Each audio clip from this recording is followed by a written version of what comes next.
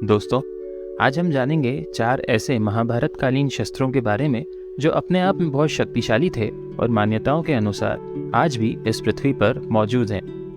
दोस्तों, इन सब में पहला है कर्ण का कवच और कुंडल।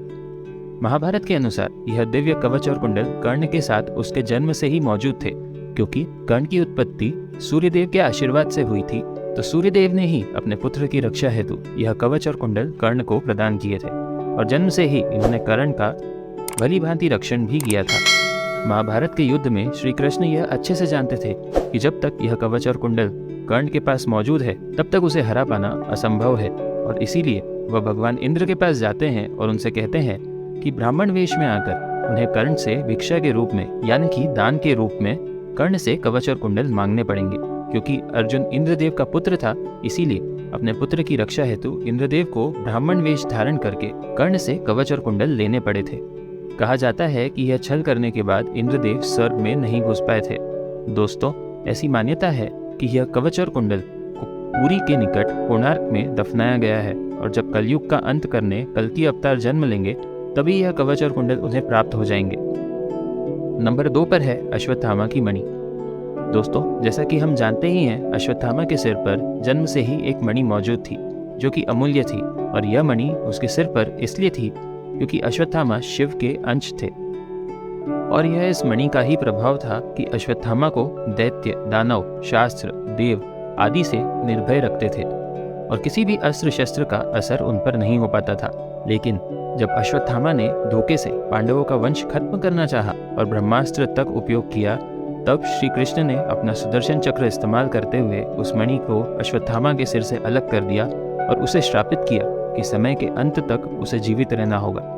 दोस्तों, मान्यता है कि जब कल्कि अवतार इस धरती पर जन्म लेंगे उस समय अश्वत्थामा कल्कि की सहायता करेंगे और उसी समय अश्वत्थामा को उनकी मणि कल्कि अवतार द्वारा वापस मिलेगी।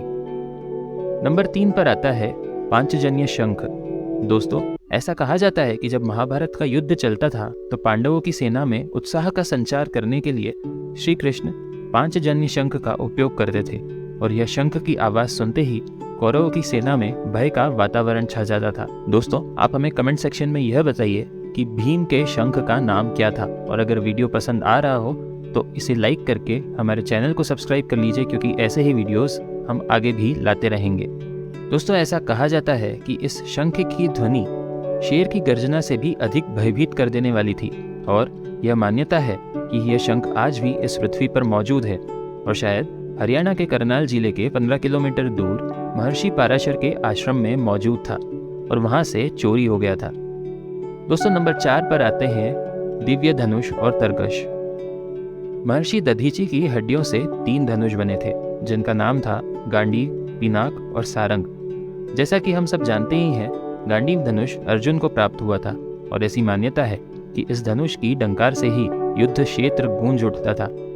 अर्जुन को यह धनुष अग्निदेव ने आशीर्वाद स्वरूप प्रदान किया था। दूसरा धनुष है पिनाक। दोस्तों, यह धनुष स्वयं महादेव के पास था, और इसी धनुष के द्वारा ब्रह्मांड से अमरत्व का वरदान पाने वाले त्रिपुरासुर का उन्होंने वध किया था। वध करने के पश्चात भगवान शिव ने यह धनुष इंद्र को सौंप दिया था, और यही धनुष कुछ समय पश्चात महाराज जनक के पूर्वजों को देवताओं द्वारा सौंपा गया था। यह वही धनुष था जो सीता जी के स्वयंवर में राम भगवान ने प्रत्यंचा चढ़ाते समय तोड़ दिया था और भगवान परशुराम को क्रोधित कर दिया था। दोस्तों, तीसरा धनुष था सारंग।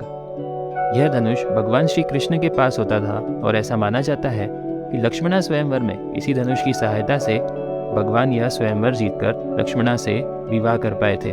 तो दोस्तों, कैसा लगा ये वीडियो हमें कमेंट सेक्शन में ज़रूर बताइए। हम ऐसे ही वीडियोस आपके लिए आगे भी लाते रहेंगे।